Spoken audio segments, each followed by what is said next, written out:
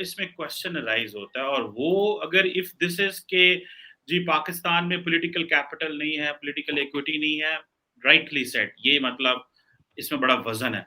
But what if there is a crisis situation, there is an escalation. अब इसमें ये देखें कि रिसेंटली जो एक मिसाइल फायर हुआ था इंडिया से, वो बेसिकली, मेरी तो असेसमेंट है, आपने भी इस पे ये कहा था, आई फॉरगॉट योर पॉइंट, लेकिन मेरा ख्याल है वही था जो मैं कहने लगा हूँ, कि that it was not fired, मतलब ये कोई एवे नहीं चल गया था, it was like people who are in the apparatus, they know what they are doing. So इस तरह की सिचुएशन में साहब, आप क्या समझते हैं? वो जैसे कहते हैं ना, कसर तो हमारी तरफ से थी कि हमने उसको दबाने की कोशिश की। So from India side it was an escalation. Pakistan उसका रिस्पॉन्ड कर सकता था, भले ही इसमें कहता कि जी हमें तो नहीं पता था ये क्या चीज आ रही है, हमें पहले बताते, मतलब अगर हमने उसको रिस्पॉन्ड करना होता तो हम कर सकते थे, और बाद में क्लैरिफिकेशंस आती रहती कि जी आपकी तरफ से मेल फंक्शन हुआ, but you didn't tell us. We have DGMOs level hotline है, हमारी फॉरेन ऑफिस लेवल हॉटलाइंस हैं, तो हमने उसको दबाया। तो आप क्या समझते हैं इस तरह की क्राइसिस सिचुएशन में? आप नहीं समझते कि फिर वो जो रिस्पांस टाइम कुछ भी नहीं है, और it it is Pakistan which is just being defensive. तो कल को अगर पाकिस्तान ही कोई ऐसा इनिशिएटिव ले लेता है इन रिस्पांस, तो मसला खराब हो जाए, एस्केलेशन हो जाए, तो फिर क्या होगा अगर इफ इंडिया बिलीव्स कि भाई हर लेवल पे एंगेज नहीं करना? जी। चीमा साहब, इसके बारे में मैं एक और प्लेटफॉर्म पे बात कर चुका हूँ और वही चीज़ है। पहली बात तो मैं ये मानता हूँ कि जो मिसाइल गई थी ब्रह्मोस, ये गलती से नहीं गई थी, क्योंकि ये दिवाली का पटाखा नहीं है कि गलती से चल जाए। इसमें अपने सेफ्टी मैकेनिज्म्स रहते हैं, और एक नहीं 6-6 रहते हैं सेफ्टी मैकेनिज्म्स। वो 6-6 मैं ऐसे मुहावरतन बोल रहा हूँ, मुझे नहीं पता कितने होते हैं, लेकिन मल्टीपल सेफ्टी मैकेनिज्म्स होते हैं। तो कोई कहता है कि ब्रह्मोस जैसी one of the few most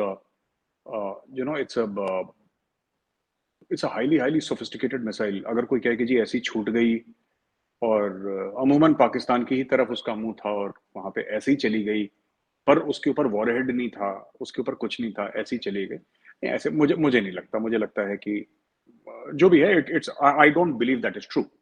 ठीक है, ऐसा कहना कि गलती से छूट गई, गलती से नहीं, जानबूझ के छोड़ी गई है। और whether it was, I don't think it was to check the response time. I don't think it was to check the response time of Pakistan. ये मैंने इसके ऊपर बात भी करी है कई लोगों से, और मैंने सोचा बड़ा, मैंने जिसको कहते हैं कि ध्यान से मैंने सोचा है, ये रिस्पॉन्स टाइम का चक्कर नहीं, क्योंकि देखिए आपको हमारा रिस्पॉन्स टाइम पता है, हमें आपका रिस्पॉन्स टाइम पता है। There is nothing that you need to know about the Indian army, nothing we need to know about the Pakistan army, including order of battle, everything is known. ठीक है, सबके sand model के room में जाइए तो सबका ऑर्बिट वहां पे लिखा रहता है। आप लोग हरे से लिखते हैं, हम लोग लाल से लिखते हैं, आप लोग ब्लू से लिखते हैं, हम लोग लाल से लिखते हैं, सब हमें फॉन्ट वॉन्ट सब पता है, आपको भी पता है। ठीक है चीमा साहब, इसमें मामला कुछ और है, और मैं बताता हूं मेरी नजर से क्या है मामला। मामला यह है कि बहुत समय तक जैसे पाकिस्तान कुछ भी होता था एस्केलेशन, तो हर समय पाकिस्तान की तरफ से एक धमकी आती थी, और खुली धमकी आती थी कि हमारे पास न्यूक्लियर वेपन्स है, हम फायर कर देंगे। तो 26/11 हुआ था बॉम्बे में, 26/11, तो न्यूक्लियर वेपन्स की एक धमकी थी। कारगिल में the Indian army did not cross the line of control, जबकि Pakistani forces northern light infantry इस तरफ आ गई थी, काफी हद तक आ गई थी, और काफी स्ट्रेटेजिक हाइट्स और कुछ कुछ टैक्टिकल हाइट्स भी उन्होंने ऑक्यूपाई कर ली थी चीना साहब। जो मोदी साहब की रेजीम है, मोदी साहब की रेजीम की थिंकिंग कुछ और है। बात सिर्फ ये नहीं कि ये लोग हॉक्स हैं, पर इन लोगों ने स्टडी करा है, और इनका ये मानना है कि ये ऐसा कुछ नहीं होने वाला। आप डालें सबमरीन पाकिस्तानी वाटर्स में, कुछ नहीं होगा। आप एक मिसाइल छोड़ें, कुछ नहीं होगा। उनको, क्योंकि कई समय तक इंडिया ये कह रहा था कि अगर हमने, ये पूरी बात क्या थी कोल्ड स्टार्ट डॉक्ट्रिन की, कि अगर कोई टेरर अटैक होता है, हादसा होता है, तो there exist scope for limited war under the nuclear overhang, and एक शैलो थ्रस्ट होगा इंडिया की तरफ से। ठीक है, वो 80-120 किलोमीटर तो आपकी हो गई स्ट्राइक कोर, बट 30-40-50-60 किलोमीटर तक आपकी आईबीजीज या फिर आपके कोल्ड स्टार्ट डॉक्ट्रिन के तहत people can go inside Pakistan, right. फिर पाकिस्तान ने बोला कि नहीं, हमारे पास भी पाव किलो के बम है, राइट। ये एक, अब ठीक है, सो Pakistan will try to formulate a strategy which suits Pakistan's budget and Pakistan's strategic needs. India will have a formalized strategy which suits India's budget and India's strategic needs. हम दोनों के बजट और strategic needs अलग अलग हैं। पाकिस्तान के अपने लिए ठीक है, हमारे लिए अपने ठीक है, लेकिन यहाँ पे एक थिंकिंग आ गई है among policy makers at a very senior level, ये कुछ होने जाने वाला नहीं है, आप करते रहो, देखते हैं कहां तक होता है, देखते हैं कहां तक होता है।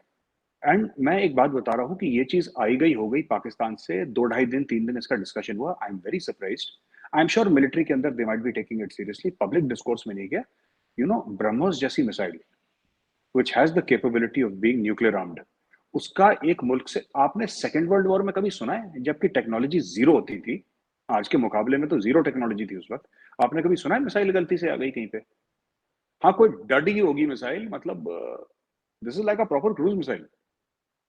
तो माइक्रोचिप वगैरह दुनिया भर के, जीपीएस दुनिया भर के उसके अंदर लगे हुए हैं, state of the art equipment, it's made in this thing with Russia, and it is one of the most sophisticated missiles of its class, equal to American missiles of that caliber. इतनी smart missile है, अपने आप चल गई नहीं।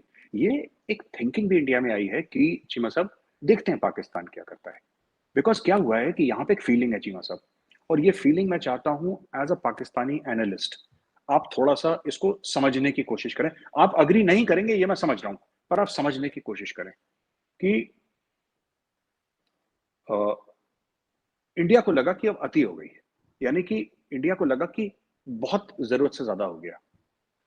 हमारे यहाँ जो टेरर अटैक्स हुए, और हर समय एक हार्ड रिस्पॉन्स इंडिया की तरफ से हर समय रोका गया, क्योंकि यहाँ पे पॉलिसी मेकर्स को पहले ये लगता था कि यार जैसे पार्लियामेंट अटैक्स हुए, right, you are aware, parliament 2001 में पार्लियामेंट अटैक्स हुए, अक्षरधाम टेम्पल पे अटैक्स हुए, 1993 कई 100 लोग मारे गए बॉम्बे में, दाऊद इब्राहिम वो हुए, और 26/11 is world famous, everybody knows about 26/11, right. Even जो कश्मीर में हुआ, इवन जो पंजाब में खालिस्तान मूवमेंट में हुआ, जो भी हुआ, इतने हजारों लोग मारे गए। कहीं ना कहीं देखिए, नॉन स्टेट एक्टर्स की एक बात है, ठीक है, उसको आप अलग रखते हैं।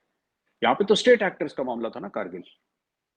ये तो मुशर्रफ साहब ने खुद एडमिट करा in the line of fire में, अगर आप उनकी किताब पढ़े तो ही सेज कि हाँ ठीक है, मैं भी गया था, ही सेड इन द किताब, मैं भी गया था। अब वो गए थे तो लश्कर के गेस्ट बन के थोड़ा ना गए होंगे, he use the chief of army staff, and chief of army staff in no country is a small thing, ना इंडिया में, ना पाकिस्तान में, ना चाइना में, ना अमेरिका में, it's not a small thing. Chief of the army staff is the top boss of the army.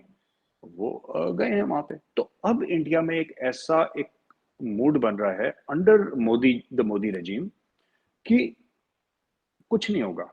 और इन्होंने यही चीज चाइना के साथ भी करी है। चाइना ने करा कुछ, इन्होंने बोला अच्छा मार दो, तुम भी मार दो, कुछ नहीं, चाइना कुछ नहीं करेगा। ये इनके मन में आ गया है, देखते हैं क्या करेगा चाइना, ऐसा कर क्या लेगा चाइना, जो इतना हवा हम लोगों ने बना रखा था इतने सालों में अपने मन में, कि चाइना ऐसा है कि जैसे ना बच्चों को कहते थे कि बेटा चुपचाप सो जाओ वरना गब्बर आ जाएगा।